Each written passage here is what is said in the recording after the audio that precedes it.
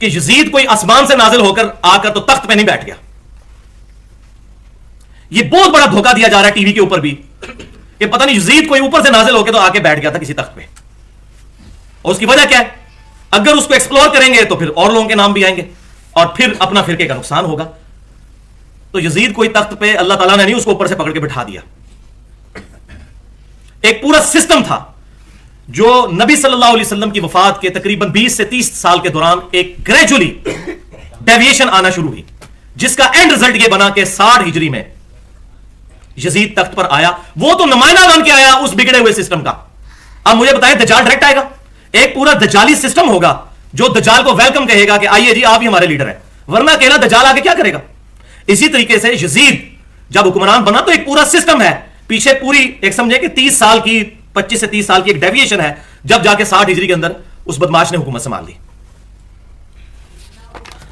تو میرے ناقص علم کے مطابق واقعہ کربلا کے اسباب کے کانٹیکسٹ میں اس امت تک جس بندے نے ٹروتھ ریویلڈ کیا ہے, سچائی کھول کر اریاں کر کے ننگی کر کے بتائی ہے, ایک عام فہم بندے تک, امت پوری پہ احسان ہے اس بندے کا.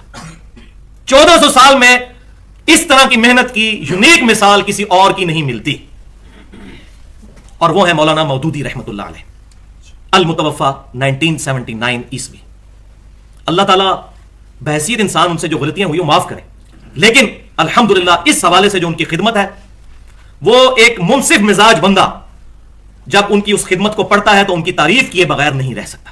اور وہ ان کی کتاب ہے خلافت اور ملوکیت.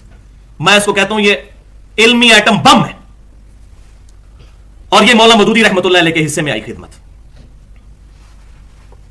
جو ڈاکٹر اقبال نے سب سے پہلے صدیوں کی گراوٹ کے بعد امت کو یہ سبق دیا کہ ملا کو جو ہے ہند میں سجدے کی اجازت, ناداں یہ سمجھتا ہے کہ دین ہے آزاد, سیکولرزم کو دین سمجھتا ہے. نمازیں تو ہمیں امریکہ والے بھی پڑھنے سے نہیں روکتے ہیں, تبلیغ کرنے سے بھی نہیں روکیں گے. آپ بسترے اٹھا کے لوٹے اٹھا کے جائیں وہاں نمازیں پڑھیں, لیکن جیسے ہی آپ ان کو کہیں گے نا کہ یہ باطل کا نظام غلط ہے, حسین بننے کی کوشش کریں گے, آپ کا گھاٹا اتر جائے گا. سیکولرزم انڈیا میں بھی اجازت ہے. سیکولرزم یہی ہے کہ مذہب اور دین آپ کا ذاتی معاملہ ہے, خوب نمازیں پڑھیں, متھے بھی گھسا دیں, آپ سب کچھ کریں, لیکن باطل کو چیلنج نہ کریں آ کے سامنے کہ نظام اللہ کا ہونا چاہیے, اللہ کی زمین پر اللہ کا نظام ہو, خلافت کا نظام قائم ہو, اس پہ بات نہ کریں. اور ڈاکٹر اقبال نے اپنی زندگی میں پوائنٹ آؤٹ کر دیا تھا, اس وقت تو مولانا مودودی کی ہارڈلی عمر 20-21 سال تھی, اس وقت ان کی جو تحریریں ان کے سامنے ہیں, انہوں نے کہا یہ بندہ امت کو لیڈ کرے گا. آج جو مصر میں کافی حد تک آپ کہہ سکتے ہیں اسلامک ریولوشن آئی ہے, اس کے پیچھے مولانا مودودی ہے. وہ اخوان المسلمین والی جو جماعت ہے اس کی فکر ساری کی ساری وہی جماعت اسلامی کی جو 1941 میں مولانا مودودی رحمۃ اللہ علیہ نے قائم کی. تو مولانا مودودی رحمۃ اللہ علیہ کی کتاب خلافت اور ملوکیت, یہ تو آپ ادھر جتنے لوگ 100 کے قریب بیٹھے ہیں نا جی, یہ کتاب تو خریدیں, اپنے پاکٹ منی میں سے پہلے یہ کتاب خریدیں, اور یہ سافٹ کاپی بھی PDF پہ موجود ہے. 350 صفحات پر مشتمل یہ کتاب ہے, اور اتنے پیارے اسلوب میں اور احترام کے دائرے کے اندر رہ کر لکھی گئی ہے کہ اس کی مثال دینا ممکن نہیں. لاجواب کتاب ہے, اور جن مولویوں نے ناکام کوشش کی ہے اس کو جواب دینے کی, انہوں نے اپنی بدنامی میں اضافہ کروایا ہے. ان کا جاہل ہونا اور لوگوں پر عیاں ہو گیا کہ اتنے جاہل ہیں, غلط پراپوگنڈا کیا. وہ کتاب پڑھیں, خلافت اور ملوکیت. اور وہ کتاب بھائی انہوں نے خود کو گھر بیٹھ کے, ان کو کوئی معاذ اللہ استغفر اللہ کشف اور وہی نہیں ہوا, وہ اہل سنت کی ہی ہمارے اسلاف کی محنتوں میں سے انہوں نے اس کو ایک جگہ کمپائل کیا. اور مینلی 7 کتابیں ہیں تاریخ کی, اہل سنت کی اتھینٹک اسناد کے ساتھ, جن سے انہوں نے یہ سارے واقعات لے کر اس کو ایک انٹلیکچوئل ترتیب کے ساتھ نقل کیا. اور جہاں جہاں اس کانٹیکسٹ میں احادیث آئیں, انہوں نے الحمدللہ احادیث کی کتابوں کے بھی حوالے دیے, اور اس میں جو کمی تھی وہ الحمدللہ میں نے پوری کر دی, وہ میں آگے بتا دیتا ہوں. اور وہ 7 کتابیں کون سی ہیں وہ آپ سن لیجئے, کیونکہ عربی زبان کے اندر لکھی گئی ہیں, مولوی اس کا ترجمہ ہی نہیں تھے ہونے دیتے. ابھی بھی بہت کم کتابوں کا ان میں سے ترجمہ ہوا ہے, ورنہ مولویوں کے پول کھل جائیں گے, یہ روٹی والا چکر ختم ہو جائے گا. تو پہلی اسلام کی تاریخ جو اہل سنت میں امام ابن جریر الطبری رحمۃ اللہ علیہ, المتوفا 310 ہجری, ہمارے اسلاف میں سے تاریخ تبری انہوں نے لکھی. یہ اہل سنت کے امام تبری ہیں, ایک اہل تشیع کے بھی امام تبری ہیں, یہ اہل سنت کے امام تبری ابن جریر, جن سے ابن کثیر نے سب کچھ نقل کیا ہے. دوسری کتاب جو ہے الاستیاب, امام ابن عبد البر رحمۃ اللہ علیہ, المتوفا 463 ہجری, کمال کتاب لکھی انہوں نے, اکثر حوالے مولانا مودودی نے اس کتاب سے دیے. تیسری کتاب تاریخ دمشق ہے, ابن عساکر رحمۃ اللہ علیہ, المتوفا 571 ہجری, ان کی. چوتھی کتاب اسد الغابہ, 8000 صحابہ کرام علیہم رضوان کے حالات زندگی اس میں جمع کیے گئے. شکر ہے یہ ترجمہ ہو گیا, 3 جلدیں موٹی موٹی زخیم جلدوں میں 8,000 صحابہ کرام علیہم رضوان کے حالات زندگی اس کتاب میں ہے. اسد الغابہ امام ابن اسیر رحمۃ اللہ علیہ المتوفا 630 ہجری، یہ ان کی کتاب ہے. 5ویں کتاب ہے تاریخ ابن کثیر البدایہ والنہایہ، بڑی مشہور کتاب، حافظ ابن کثیر رحمۃ اللہ علیہ المتوفا 774 ہجری. اور 6ٹھی کتاب تاریخ ابن خلدون امام ابن خلدون رحمۃ اللہ علیہ المتوفا 808 ہجری ان کی. اور 7ویں کتاب الاصابہ ہے حافظ ابن حجر اسقلانی رحمۃ اللہ علیہ المتوفا 852 ہجری، جو اہل سنت میں بریلوی، دیوبندی اور سلفی یعنی اہل حدیث کے ہاں متفقہ طور پر بزرگ مانے جاتے ہیں. یہ تمام لوگ ان تمام کتابوں کے الحمدللہ انہوں نے پورے ریفرنسز دیے ہیں. لیکن ظلم کی انتہا یہ ہے کہ جو لوگ رد کرتے ہیں وہ خلافت و ملوکیت کا رد کرتے ہوئے یہ بھول جاتے ہیں کہ یہ رد کن کا ہو رہا ہے. ان کو رحمت اللہ علیہ کہتے ہیں اور مولانا مدوری بیچارے کو کہتے ہیں لعنت اللہ علیہ، معاذ اللہ، استغفر اللہ. تو یہ 2 نمبر پالیسی ہے. تو پنجابی میں ہی اس کی صحیح ٹرانسلیشن ہو سکتی ہے کہ چور نو نہ مارو، چور دی ماں نو مارو. پہلے چور کو بعد میں مارا جائے، پہلے اس کی ماں کو مارے جس نے چور کو جنم دیا. تو پہلے ان سارے بزرگوں کو لانتی اور یہ سب کچھ ڈکلیئر کریں گے اگر اتنے جرأت مند ہیں، معاذ اللہ، استغفر اللہ. اور پھر آئے سامنے اور پھر اس کانٹیکسٹ میں انہوں نے الحمدللہ احادیث بھی بیان کی ہے. اور اس کتاب کا جو مقدمہ ہے تقریباً 1.5 صفحے کا ہے. اس میں آپ کو انٹینشن پتا چلے گی کہ کتاب کیوں لکھی جا رہی ہے. جو انہوں نے پریفیس اس کا دیباچہ لکھا ہے، اور انہوں نے کہا کہ میں آج کے ایک نوجوان مسلمان تک یہ بات پہنچانا چاہتا ہوں کہ وہ کون سے اسباب تھے کہ جن کی وجہ سے نبی صلی اللہ علیہ وسلم کی بنی بنائی محنت صرف 30 سال کے بعد اس غلط ڈگر پر چل پڑی کہ آج تک اس سے چھٹکارا ممکن نہیں، جبکہ ہزاروں صحابہ اس وقت زندہ تھے. لیکن یہ نبی صلی اللہ علیہ وسلم کی محنت جو ہے یہ 30 سال کے بعد ہی ایک غلط ٹریک کے اوپر چڑھ گئی. وہ کیا اسباب تھے؟ اب یہ کون کھولے؟ انہوں نے کھولا الحمدللہ. اور واقعی یہ کسی پڑھے لکھے مسلمان کا پہلا سوال یہی ہو سکتا ہے. اور انہوں نے یہ کتاب 1386 ہجری میں 1966-67 صدر ایوب کی جب ملوکیت تھی اس دور میں انہوں نے لکھی. جب لوگوں نے کہا کہ جی یہ دیکھیں جی، اس کو بھی یہ مولوی سارے امیر المومنین ڈکلیئر کر رہے تھے، تو انہوں نے کہا دیکھیں جی یزید کو بھی تو مانا ہوا ہے اور ان سے پہلے بھی اور بعد میں بھی اتنے بڑے بادشاہوں کو قبول کیا امت نے، تو صدر ایوب میں کون سی برائی موجود ہے؟ تو پھر مولانا مودودی نے کتاب لکھی کہ حسین کدھر گیا؟ حسین بھی تو ہے نا.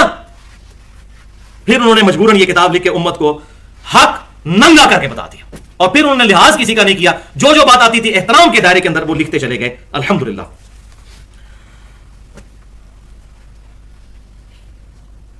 مولانا مودودی رحمۃ اللہ علیہ کی یہ کتاب خلافت اور ملوکیت میں نے 2012 اسی سال جون میں پڑھی.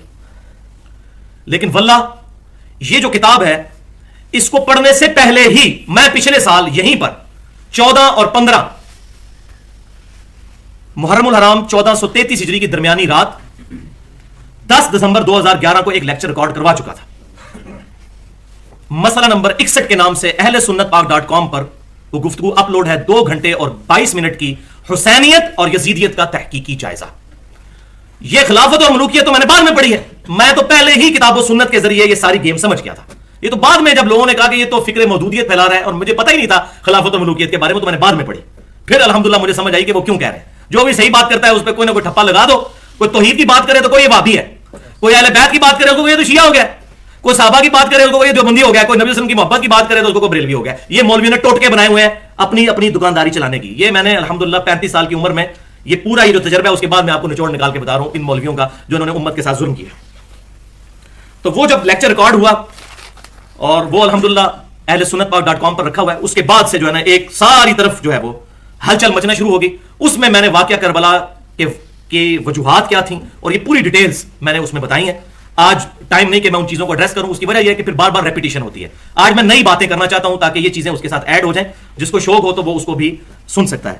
بلکہ انشاءاللہ تعالی جو کتاب و سنت کے منہج کے لوگ ہیں، جو صحیح الاسناد حدیث کو حجت مانتے ہیں، ان کے لیے وہ بڑی اچھی محنت ہے الحمدللہ. اس کے بعد پھر میں نے ایک اور لیکچر بھی ریکارڈ کروایا مسئلہ نمبر 48 کے نام سے 1 گھنٹے کا. فکر حسین تحریک خلافت کی روح ہے. 5 اس میں امپورٹنٹ پوائنٹس میں نے ڈسکس کیے، وہ بھی اہل سنت پاک.com پر بھی اور ہمارے یوٹیوب کے چینل پہ گفتگو رکھی ہوئی ہے. فکر حسین تحریک خلافت کی روح ہے. جو خلافت کی بات کرتا ہے اس کو فکر حسین کلیئر ہونی چاہیے. 3 لٹمس ٹیسٹ میں نے اس میں بتائے ہیں، ان میں سے تیسرا یہ ہے. پہلا یہ ہے کہ کتاب اللہ کی طرف اس کی دعوت ہو، فرقہ واریت سے پاک. دوسرا پوائنٹ قتال کے اوپر وہ زور دیتا ہو، قتال سے نہ بھاگے. اور تیسرا فکر حسین اس کو کلیئر ہو، ورنہ تو آج کے حکمران یزید سے بہت بہتر ہے. یہ اہل بیت کے قاتل تو نہیں ہے. اگر آج کے بدماش ملوکوں کو ہم نے غلط کہنا ہے تو ہمیں پہلے یزید کو بھی غلط کہنا پڑے گا. آپ کہیں وہ ٹھیک ہے اور یہ غلط ہے تو پھر فکر حسین کلیئر نہ ہوئی تو پھر تو خلافت کی بات کرنا ہی غلط ہے. اور الحمدللہ مجھے اس دفعہ بڑی خوشی ہوئی، میں آپ کے ساتھ بھی شیئر کرتا ہوں. اسلام آباد پورے میں نے یہ دیکھا ہے جماعت اسلامی کی طرف سے، میں کوئی رکن نہیں جماعت اسلامی کا، فکر حسین والے لیکچر میں میں نے تنظیم اسلامی کی بات کی اور ڈاکٹر اسرار صاحب رحمۃ اللہ علیہ کی بات کی. میں تو الحمدللہ جو حق بات جو بھی بندہ بیان کرتا ہے اس کی میں تعریف کرتا ہوں. تو اس دفعہ جماعت اسلامی نے, میں ان کو کریڈٹ دیتا ہوں یہ کہ پورے اسلام آباد میں انہوں نے بڑے بڑے بینرز لگائے وائٹ اور ریڈ کلر میں. وائٹ بینرز تھے اور اس پہ ریڈ لکھائی ہوئی تھی, اور اس پہ کیا لکھا تھا؟ اسلامی نظام خلافت کے لیے قربانی پیش کرنے والے امام حسین کو سلام پیش کرتے ہیں. اللہ اکبر. وہی جو میں نے جملہ بولا تھا نا, یہ میرا گولڈن کوٹ ہے. فکر حسین تحریک خلافت کی روح ہے. جو کہتا ہے نا حسین باغی ہے, وہ خلافت کی بات کرنا چھوڑ دے. جب تک حسین سمجھ نہیں آئیں گے خلافت نہیں سمجھ آ سکتی. جب تک بنو امیہ کی بدماش حکومت کو بدماش حکومت نہیں کہا جائے گا اس وقت تک خلافت کی بات ہو ہی نہیں سکتی. کاٹ کھانے والی ملوکیت. اور تیسرا لیکچر جو 2 ہفتے پہلے ہی میں نے ریکارڈ کروایا 55B مسئلہ کے نام سے, وصی رسول کون ہے اور حدیث قرطاس کا تحقیقی جائزہ. 3.25 گھنٹے کی علمی گفتگو, بلکہ علمی ایٹم بم ہے, اور اس میں میں نے کافی ساری چیزیں جو ہے کھول کھول کر بیان کی ہیں. یہ تو تھے لیکچرز. 2 ریسرچ پیپرز ہیں جو میں سمجھتا ہوں کہ اگر کوئی بندہ خلافت اور ملوکیت نیکسٹ ٹائم پرنٹ ہو, ویسے تو لاکھوں کی تعداد میں پرنٹ ہو چکی ہے, 31 کے قریب اس کے ایڈیشن نکل چکے ہیں خلافت اور ملوکیت کے. ان 40-50 سالوں میں لاکھوں اس کے ورژن نکل چکے ہیں, لاکھوں کی تعداد میں پبلش ہو چکی ہے. اس کے اندر اگر یہ 2 ریسرچ پیپر میرے مختصر سے ہیں, ایک 4 صفحے کا ہے اور ایک 10 صفحوں کا, 5 ورقوں کا, وہ میں آپ کو بتا دیتا ہوں. وہ آپ کو لیکچر کے اینڈ پہ مل بھی سکتے ہیں جس کو چاہیے ہو.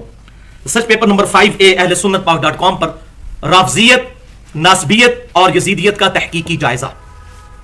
اور ریسرچ پیپر نمبر 5B واقعہ کربلا کی اسلامی تاریخ 40 صحیح الاسناد احادیث کی روشنی میں, جن میں سے اکثر احادیث صحیح بخاری, صحیح مسلم اور باقی مستند کتابوں سے, احادیث کی روشنی میں سیدنا عمر کی شہادت سے لے کر واقعہ کربلا ہونے تک 40 احادیث کی روشنی میں اسلامی تاریخ واقعہ کربلا کی الحمدللہ میں نے بیان کی. اور اب اللہ تعالیٰ کا کرم ہوا کہ لاہور میں ایک پبلیکیشنز ہیں جنہوں نے وہ شعراء وفات کتاب بھی چھاپ دی ہے.